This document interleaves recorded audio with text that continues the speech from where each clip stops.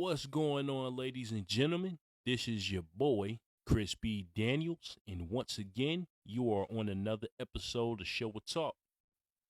And today, we are going to continue our series on Beyond Belief, Fact or Fiction. I can't do it. I suck. Anyway, this one right here, this is episode 9, season 2, episode 9. I would say every single one of these stories kept my attention. It's not as good as the last one, but it's pretty good. So, the first story, without further ado, I want to get right into it. It's called Rock and Roll Ears. So, it's about this ex-musician. You know, he's a retired musician and he lost his hearing. And so he runs this music shop or whatever, you know, selling instruments and things like that. But the only problem is, as I just mentioned, he lost his hearing. So he has a hard time trying to sell anything because he can't hear what the customer is saying. So he has, you know, he's basically contemplating to himself, you know, whether or not he has to shut down the shop. And then here comes these two assholes, you know, not too long after that. You know, they playing the guitars and, you know, playing their music extremely loud in the stores until the guy unplugs, you know, the instrument. And so they get pissed off. And one of the dudes, you know, it's two guys. It's one, I recognize both of them. And I know one of the dudes was in Good Burger. You know what I'm saying? That's where I recognized him from. But the other dude, I'm trying to remember. I can't, you know, think off the top of the head right now, but he was in something else. But anyway, you know, they get a little pissed with the dude. And so the guy's telling them, you know, no loud music in the store, basically. And so the guys, you know, the assholes, they challenge the store owner. And then the store owner, you know, gives them a demonstration on how good he was on the guitar. And so they're surprised by this. So they wind up leaving the shop. But later on, they come back. And so they got this nice stereo system, this like stereo system in the back of their van. So they pull up right at the front door because the guy, he had just closed and he walked outside and he saw the stereo system. And so next thing you know, the guys, they turn around from the front seat and they turn it on. And so the stereo system is like as loud as it could go. And so the dude, while he got his hearing aids in, he's holding his ears because the music is just too loud. He can't take it. So his hearing aids, you know what I'm saying, I guess they're triggered. And so it starts to affect them. You know, the loud music starts to affect the hearing aids. And so after they turn it off, they walk in the store because, you know, they pretty much broke the front door window with the music. And so that's property damage. So I'm like, not only y'all trying to make this dude, that's assault and property damage. So I'm just like, y'all think y'all really going to get away with this shit? But anyway, you know, they walk through the glass, and then one of the assholes starts taunting the guy while he's on the floor. And so while he's talking real loud, he assumes that this guy is now completely deaf, but it's the opposite. The guy actually regained his hearing. So not only that they're going to end up in court for the shit that they did, they actually just, you know, helped the guy out. And I thought the shit was pretty funny. I can't even front, yo. But that story to me gets a 9 out of 10. It was great. The next story is called The Bucket. So in this one right here, this one for some reason, I don't know why, but as a kid, it creeped me out. I just don't know why. But it was the story starts off basically about this extremely old guy. I guess he's about to retire, but he delivers, you know, milk or whatever. And he had dropped milk off, you know, at this one family's house. And so after he left, they're at the table enjoying their breakfast and everything. And then next thing you know, the bucket that was dropped off, you know what I'm saying, it starts shaking. You know what I'm saying? Then the lid pops off of it.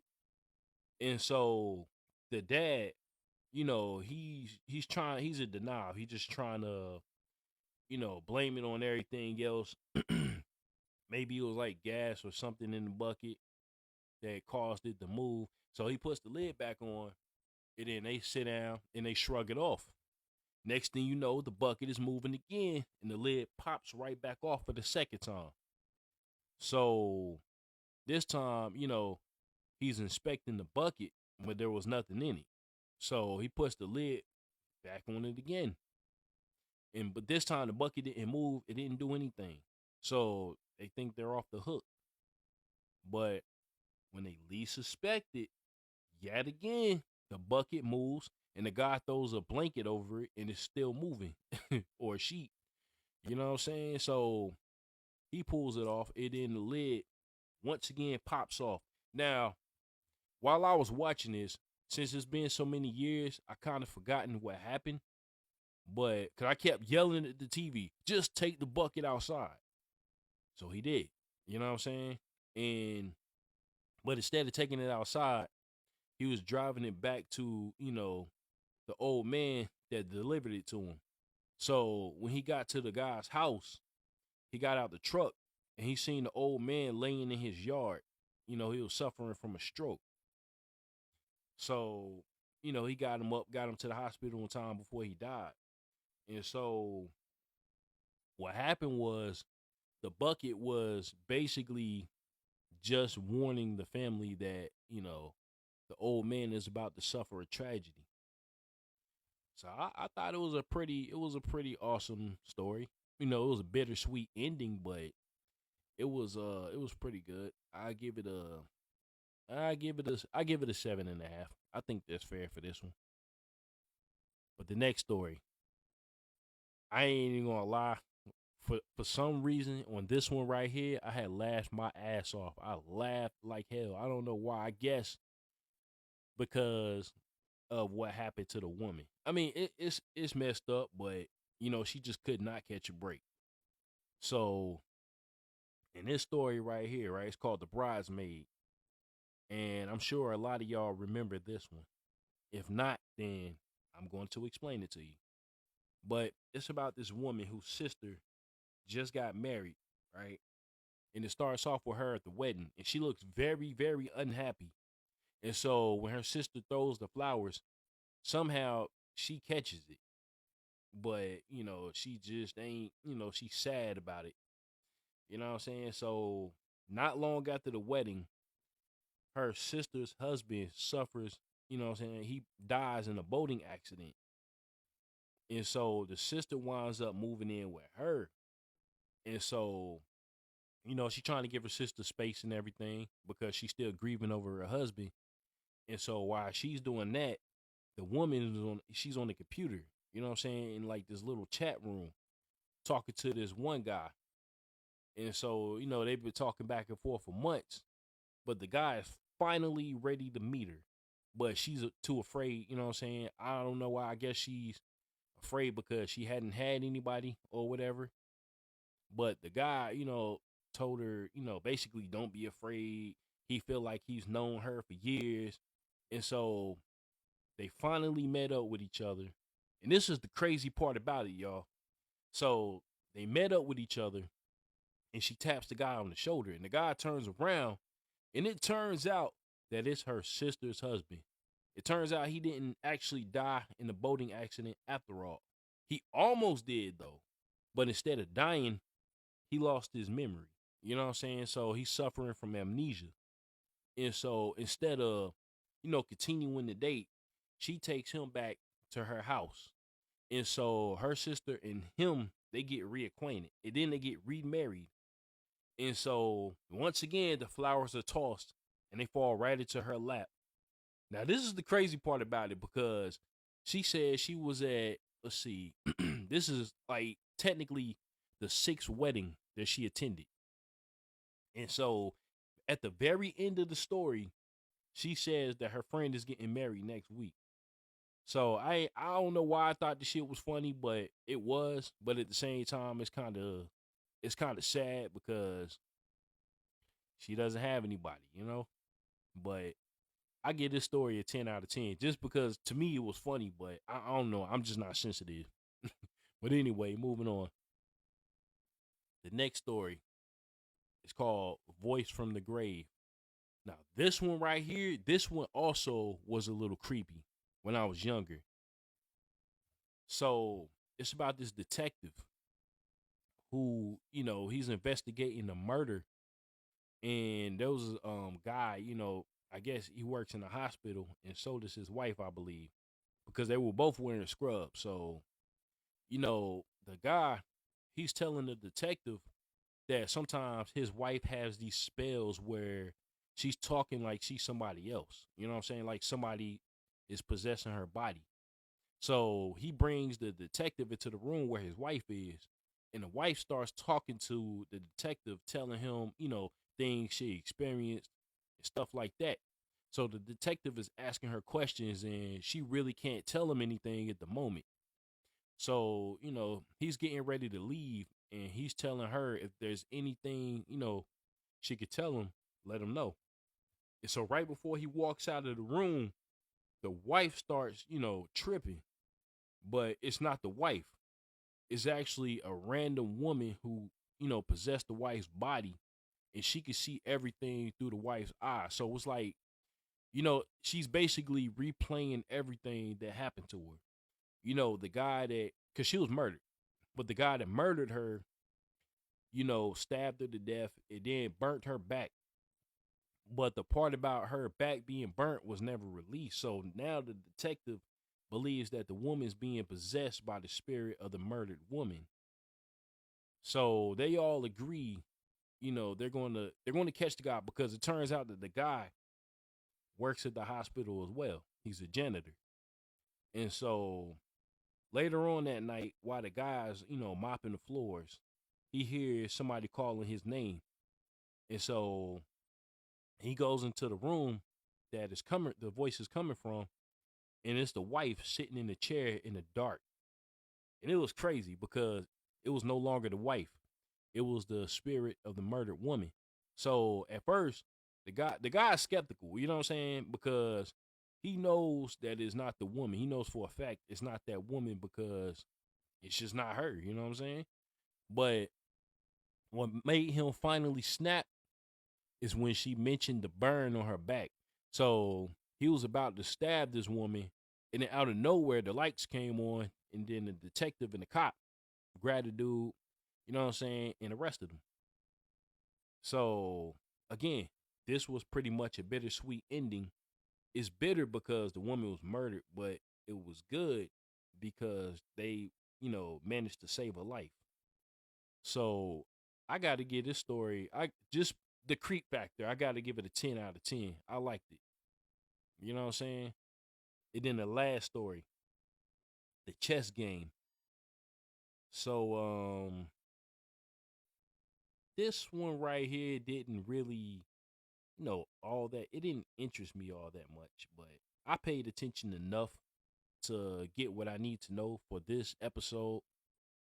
Um I do remember this one, but I just didn't remember how it played out because it's not one of the ones that stuck out to me. But it's about this older gentleman, right? He has a best friend that comes over to play chess with him every day.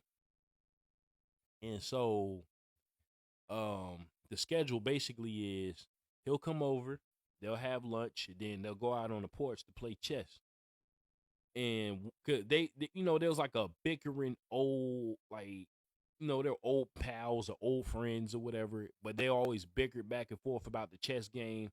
The friend always likes using white, you know what I mean? And therefore he goes first all the time. So, after that particular day, the older couple, they got a phone call, and it turns out his friend was killed in a car accident right after he left the house that day.